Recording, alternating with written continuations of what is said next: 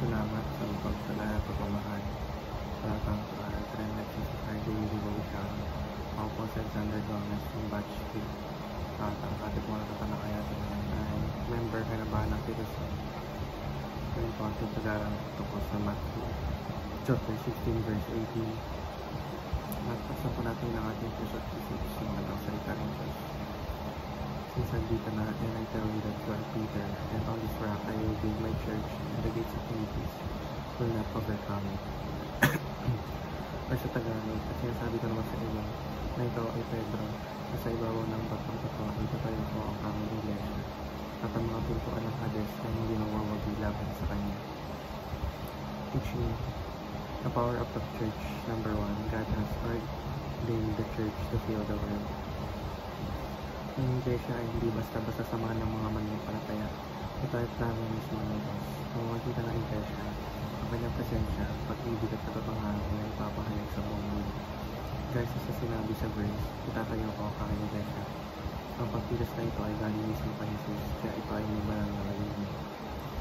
Teaching number 2, Jesus is the founder and head of the church. Ayon sa verse, si Pedro ay tinawag ng bato at sa batong ito ay tatayo ni Jesus ang kanyang iglesia. Hindi ibig sabihin nito na si Pedro ang tagapagtatag.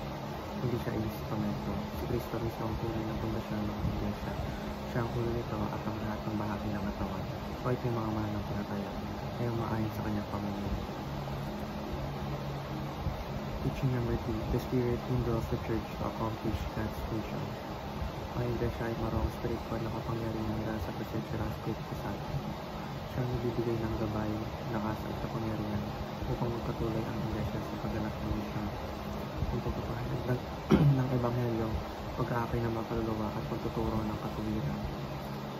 Application number 1, believe but certainly that the church will prevail in the cultural war.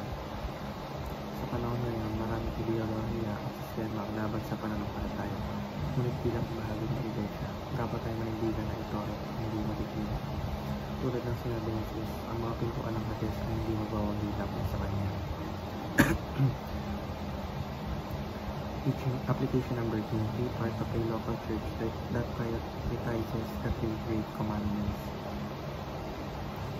Di sapat ang simpleng tanong at pag-ating, dapat tayo maging kabahagi ng isang komunidad na mananampalataya na sumusunod sa mga utos ni Kristo. Ito ang ibigin ng Diyos, ibigin ng kapwa at ang mga alagad.